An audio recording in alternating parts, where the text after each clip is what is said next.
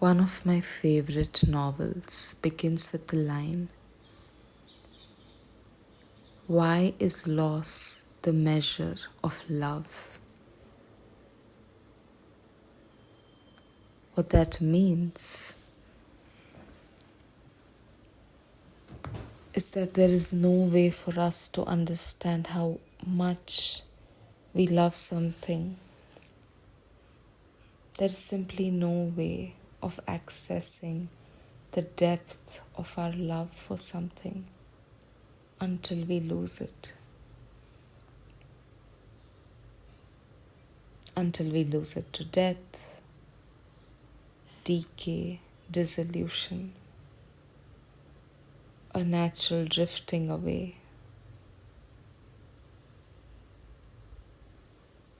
So sometimes, unconsciously, we simulate conditions of loss to allow ourselves to feel how much we love someone or something.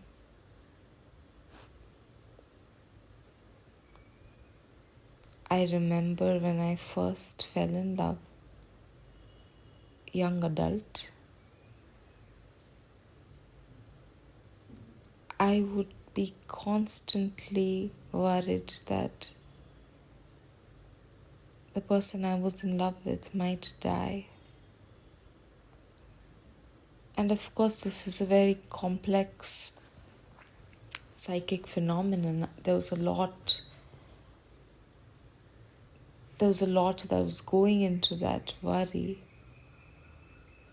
But a part of it, I suspect, was also this, that as a person who was just exploring the intensity of romantic love, I wanted access to the actual depth of what I felt. I wanted a way to represent to myself how much love I felt for this other person. Why is the measure of love loss?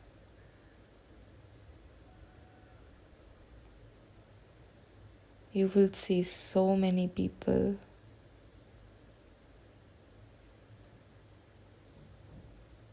reaching the most profound wisdom in their lives through grief, through losing something that was everything to them.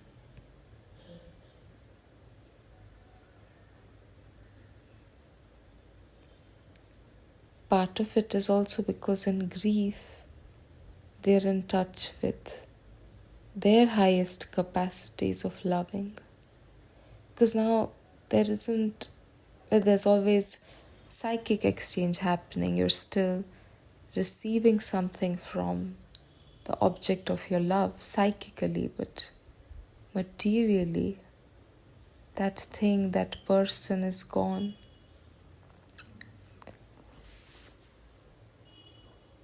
And so instead of exchange, instead of you giving something and receiving something back, now there is a vastness in which you can only give in order to maintain some semblance of relationality.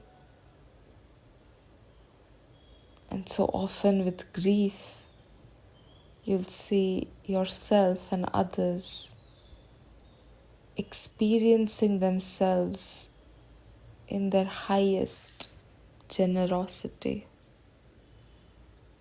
experiencing for the first time themselves as people, as beings who are able to love without conditions. The person is gone. The worst thing has come true. You don't have them anymore. It's a complete loss, and still your love hasn't diminished. It's the opposite. You're finally in the presence of real love.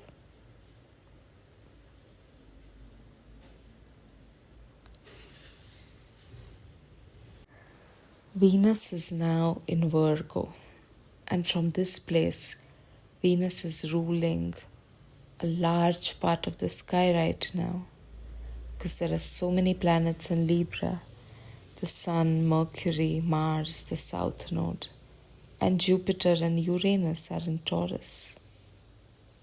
So we are going to feel this energy of Venus being in Virgo through the sky. And what is this energy?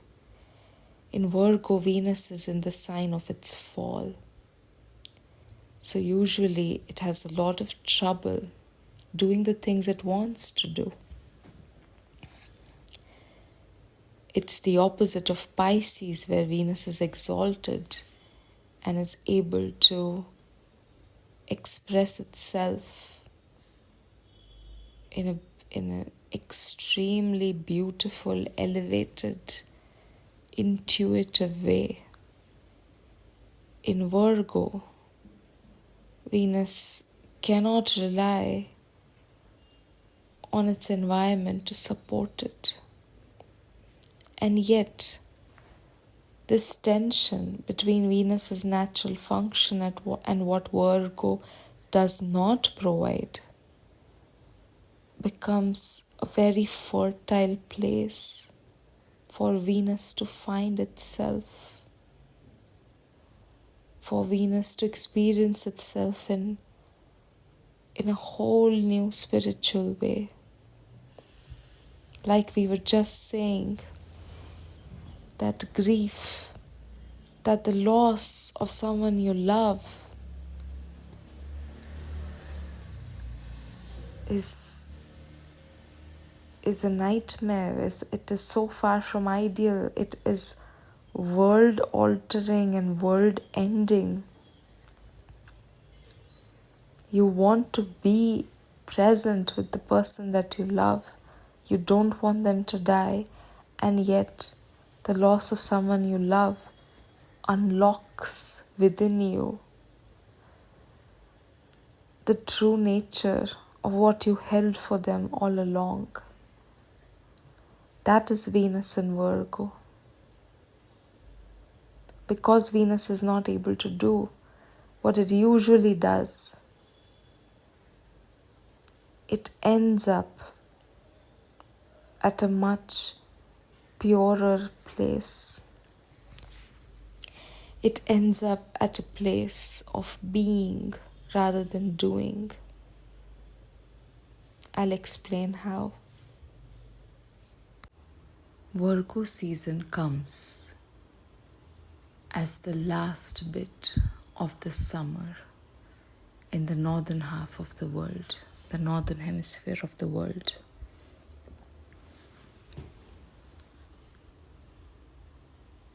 It's the month before the darkness begins in earnest. Now think about something big that's about to enter your life and you know it. Let's say that you're preparing to go to college, you're preparing to move, or unfortunately someone you love is in the hospital, or you know that you're going to commit yourself or someone else to hospice care in a month, or you're pregnant and you know that you're going to have the baby in a month. What is that month going to look like for you just before the big change begins? That month is all going to be about preparation. It's going to be about mourning. Though you're still where you are, the change hasn't yet occurred. Still, you're already grieving what you know is going to pass, grieving what you know to be impermanence. You have confirmation. It's not just a philosophical idea here of everything being impermanent. You know at a material level that things are going to change radically in a very short time. And that short time, part of us wants to just get to the change already. I just let that day come. And part of us wants to pause time forever. And we're grieving and we're preparing and we are feeling an urgency, and at the same time we're feeling really slow in our bodies because we want to savor it, whatever the present is, even though it is so tinted by what is to come, by what we expect the future is going to look like, by the inconveniences that we expect, the discomforts that we expect will come, the suffering that we expect will come. And so we are figuring out, do we have everything we need for this big change? Are we ready for it? Are we prepared as much as we could be? The thing about darkness astrologically is that it's about turning inward. Symbolically, light is about, the world around us, what we can do in it, what we can create, how we can act. And darkness is about tending to the world within, where there is less acting and more being, less moving things around, and more simply witnessing. So with the darker half of the year beginning, we are going to have more time and more space to think about everything inside. It's not that our life is going to stop, but everything that occurs outside of us is going to take us in an even more deep way within.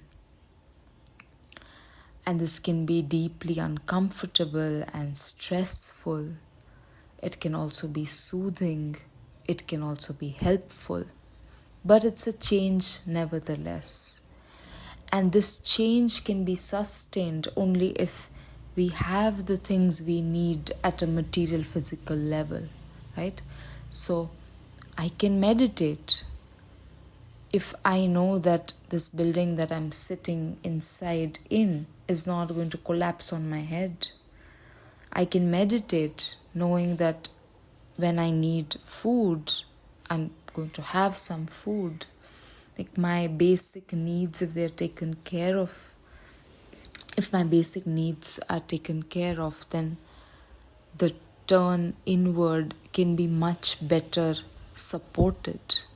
This is not to say that people who don't have their basic needs taken care of don't do spiritual work. It's actually the opposite. Most of our saints and powerful spiritual thinkers and guides have not been people who've been living in castles and have had opulent lives. It's the opposite. But you understand what I'm saying, right? That for the rest of us who are not those kinds of powerful, enlightened beings, our spiritual work is much better supported by a life where we are somewhat secure of our basic needs being met. So Virgo season is like that. It's the time before you decide to meditate. Do I have everything to support me, to support my practice of turning inward? In Virgo, we are anticipating loss. In Virgo, we know that it's coming. It's inevitable. And in that inevitability, something much deeper of ourselves becomes available to us. Now, if you meet some people who've been given a cancer diagnosis or a diagnosis, like something they've learned about their mortality, that it's now become more limited than before. They might totally lose their mental bearing. They might feel deep grief, a lack of balance, just a lot of negative emotions.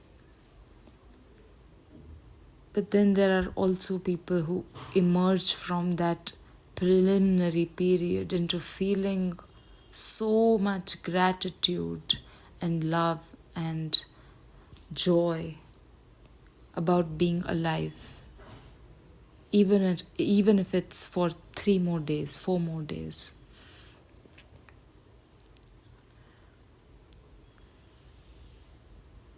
The thing with Virgo energy is that we can truly spend this energy preparing for the disaster that's coming, that we know is inevitable.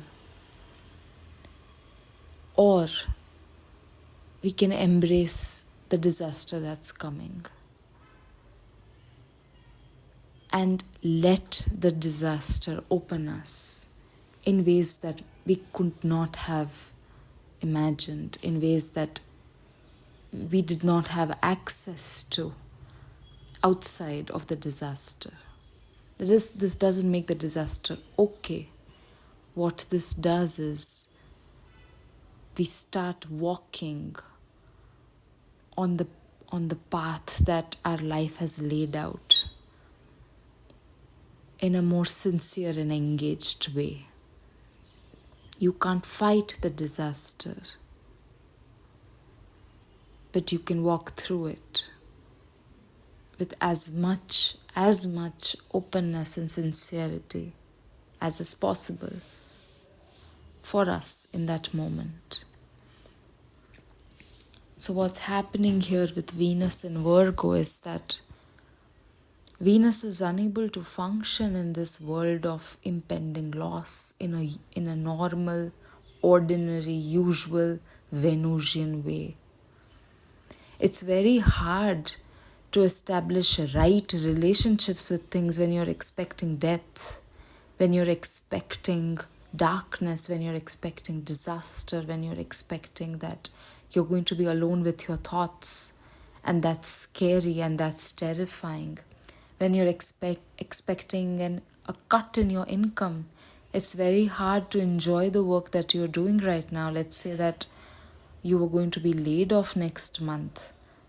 Are you really going to be enjoying your work in this last month, or you're going to be consumed with worry for what's coming? So how can in that month, how can you be fair to everyone you meet and establish the right relationships with your colleagues and trust them and respect them and learn from them? It's going to be so hard to do that. It's going to be so hard to be focused on balance and justice when you know something is coming that's going to throw you off balance, when it's going to change everything you know about justice and unfairness,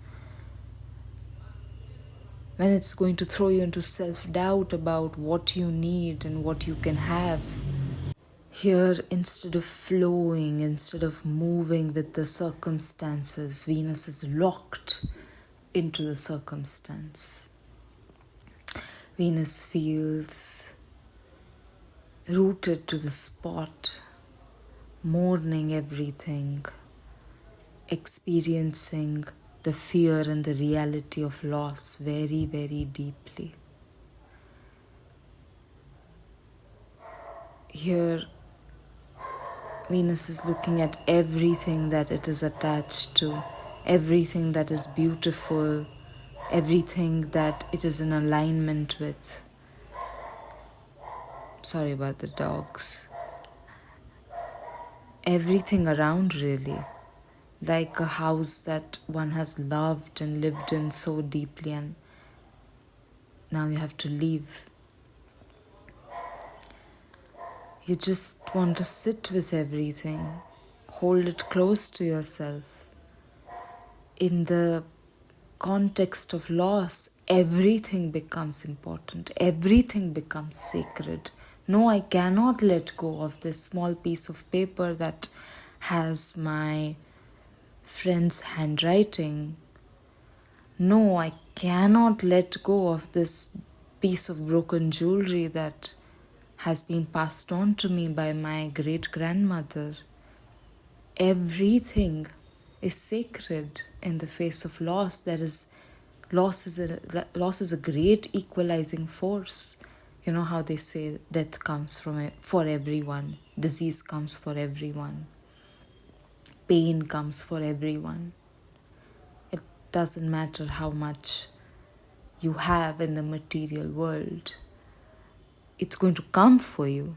Then with money, maybe you will be able to create some material comfort for yourself, but spiritually, our suffering is not eased by our material circumstances. So in the face of loss, Venus can't make the differential, nuanced judgments that Venus is used to making. Instead, Venus is just rooted to the spot, mourning everything, experiencing everything as so very important.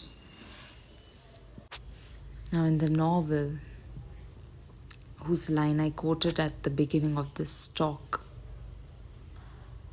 I'm going to share something about that novel. So this is a little bit of a spoiler alert if you haven't read Written on the Body by Jeanette, Winterson. So you can skip the next few minutes if you want to read the novel, but you should, so please skip. In the novel, the narrator is told that the person that they are absolutely in love with might die of cancer. And because of a weird set of circumstances, the only way that there's a chance for the beloved to live is if the narrator would leave them in some sense. It's more complicated than that, but I don't want to give everything away. So the narrator leaves without telling their person anything. They just suddenly up and leave.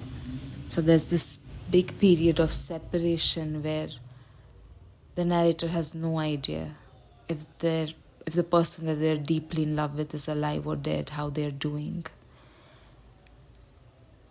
And so within the novel, there are these, during that period of separation, there are these meditations on the beloved's body. The narrator is thinking about their lover's circulatory system, the heart. Is it still pumping blood to the arteries, the lungs? Are they still taking in air? These beautiful, poetic, detailed meditations on the body of the beloved. They're like prayers. They're like words that feel like touching in the absence of the availability of actual physical touch. There are these words that the narrator puts out into the universe. Like these linguistic fingers out into the world looking for the body of the beloved. This is Venus in Virgo behavior. Now it's of course all extremely beautiful. But something that the narrator realizes through this period of separation and through this devastating longing and fear of losing the beloved, is that they've already lost them. That in trying so hard to keep the beloved safe from death, they have instituted a kind of death in life by abandoning the beloved. And what the narrator realizes through this period of separation and through really deeply inhabiting their fear of loss is that there is one thing that can help us when we are afraid of loss, and that is service. The narrator could have been of service to the beloved during this time. They could have done everything possible to make their person's life, whatever's left of it, comfortable, joyful, loving, warm, right? The period of cold darkness that's coming, there are things we can do to keep each other warm, to be of service to each other. Specifically, we can be of service to the entities, people, places, projects that we love. The fear of loss that can paralyze us, it can also catapult us into true service, into a place where whatever we give is not predicated on the expectation of receiving exactly what we've given. I've given presents, I want presents back. No, but true giving, true service, there is an exchange there, but what you get back, you can't know that in advance. What you get back from true service is absolutely nourishing, but you get it back because you don't expect it. And this is not mental gymnastics. This is not you convincing yourself, I don't want anything back. This is you truly embodying that place of service within you, truly inhabiting that place of unconditional love within you. So this is what the narrator begins to see about themselves, about how the desire to keep the beloved safe is not love. That is selfishness. Love is to meet the beloved where they are, to give what one can based on where the other is. Not constrain what we give on the basis of our fears. So with Venus and Virgo, this is the journey that becomes possible for us to make. From experiencing the fear of loss to allowing it to become a love of service. In esoteric astrology, Venus is the higher ruler of Virgo. Mercury is the exoteric ruler, the ruler in terms of the material world. But Venus is the spiritual ruler of Virgo. Why? Because in Virgo, Venus is not exalted. Venus is in deep pain, and that pain becomes the catalyst for spiritual growth, for humility. Venus is no longer about the right relationship in Virgo. In Virgo, Venus becomes the force through which a relationship becomes love. Love which is not about exchange. Love which is about simply being present.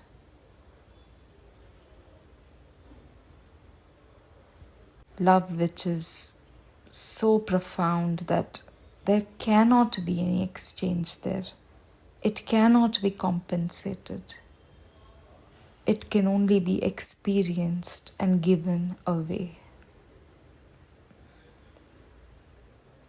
If you have Venus in Virgo in your chart,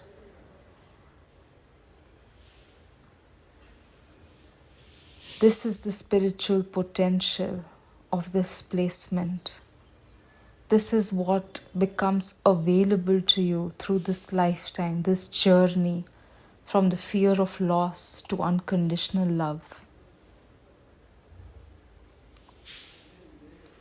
In general, for all of us, no matter where our Venus is, we do have this opening in our lives right now where we can track this difference between where we are loving, where we are giving love because we are afraid of losing someone, losing something, and where we are able to give from a different place. Of course, this one Venus in Virgo season is not going to be enough for us to make this entire journey. This is something that it takes us lifetimes to get here to a place of unconditional love. But we can trace the differences in our body, at least through this season. At least we can cultivate a deeper awareness of what we mean when we say, I love you. What we mean, what we want from the other when we take care of them. Are we trying to preserve their body? Or are we trying to serve them wherever they are in their incarnation? So that's Venus in Virgo. I hope this is helpful for you as we go through this season. There will be more of Virgo energy. What I mean is Virgo energy will intensify as Venus moves through all the 30 degrees. Right now, Venus is also opposite Saturn in Pisces, which is a pretty difficult opposition. So right now we are more in the fear of loss phase than getting to the other side of things. But this whole, as Venus moves through the 30 degrees of Virgo, you will see these changes happening within us, at least at the level of awareness. All right. See you soon.